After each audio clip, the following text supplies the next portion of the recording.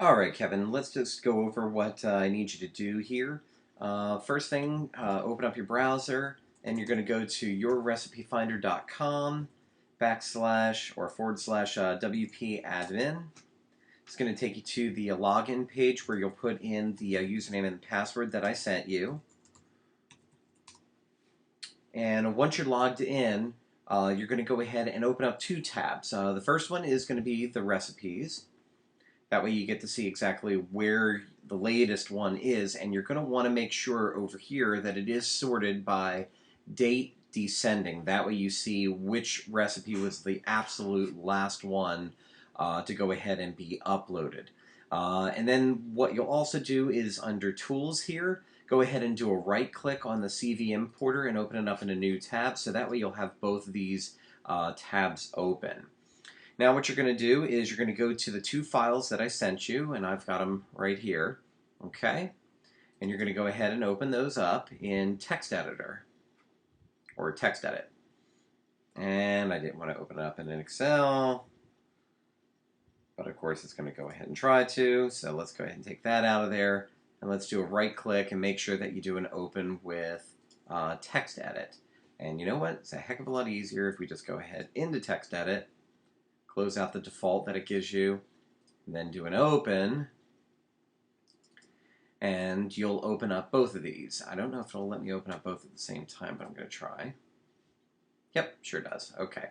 So now that we have those two files, you'll want to go ahead and have recipes to upload on your right, and then here are the main 35,000 through 75,000. I've done a couple of trial runs, so it's not exactly a full, 35 to 75,000, but you'll get the idea. Okay, let's see here. Now, what we're going to go ahead and do is first thing you're going to do is take out everything from after this first two lines here, or one line, depending on how large you go ahead and make this. I mean, if obviously you spread this out, it would be just the first line there, which is CSV post type. And right after that would be the number recipe that you're going to be uploading. So this is one that I had just done. So we're going to go ahead and take those out of there. And that was, and we're going to go ahead and do these again. So what we're going to do is that was from 35,015. So we're going to go ahead and start here right at the 35,016. And for purposes of the demonstration here, we're just going to go ahead and go to 35,020 right here, okay? So we're just going to go ahead and drag, and the end of every one of these import CSV lines is this recipes. That's the form type, okay? And then you see, obviously, the next row would start with the next recipe. So you'll go ahead and cloverleaf C to copy it. And then what you'll do is you'll come over to your recipes to upload CSV, and you'll make sure that you are on a new line, and then you just go ahead and cloverleaf V to paste that in there. And you do have to make sure that there is a return after that, otherwise it won't work. So if you just have it like this, it won't work. Got to make sure that there's a hard return in there, so that way this will import properly. So once you go ahead and do that, you'll just go ahead and do a cloverleaf S to save it. And now you'll come back here and you'll click on Choose File. And this is the one that we just did. And then all you have to do is click Import. It'll upload it.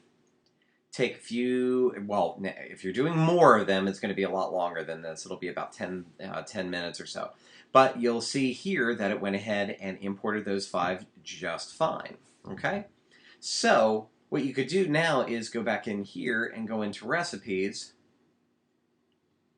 And you'll see here that the last one, 1 minute ago published, were these 5 recipes here. Even though it says 6, it's actually just 5. It counts the header row as one, so it's a little strange with that. But you see that it went ahead and uploaded that. So if we go back over here to our import file, you see where it says peach and raspberry ice cream as the last one. So you know that all of these had gotten in properly. So the next step that you would do in this particular case, and I'm going to go ahead and do one, and I'll just pause the video so that way it doesn't, take too long to watch. But now what we're going to do is we're going to go from 35,021, and we're going to go ahead, and it does move really quick. You can see we're already in the 37,000s here. But we'll go from that to about, oh gosh, let's just pick a random number here. We'll just go down to here. Okay, so you see we've got quite a number of recipes selected here. Do the same thing, cloverleaf C. Come on over in here, all the way up to that first line there, and you import it. Okay, so as you can see, we've got quite a number of recipes about to go in. We've got from 35,021 all the way here to 38,993. Now, the reason why I'm doing this is because the system will not take this many. However, it is okay for you to create a file like this and still upload it. And I'm going to show you what's going to happen here. We're going to go ahead and cloverleaf S to make sure we save that. We're going to come over to here. We're going to choose our file that we just saved. And now we're going to click Import. Now what's going to happen is this, if you take a look down here, you'll see that it was uploading the file. It takes a little bit longer to upload when it's when you're putting in 3,000 to 4,000 recipes there, because the file is a little larger. But then what will happen is it will go ahead and attempt to process as many as it can before the script times out. This is unfortunately a limitation on the server in which this site is hosted on, not necessarily on this system itself. So I'm going to go ahead and pause this, and I'm going to come back as soon as it has gotten to a point where it just can't obviously process anymore here. So I'm going to go ahead and pause it as soon as I find where the pause is.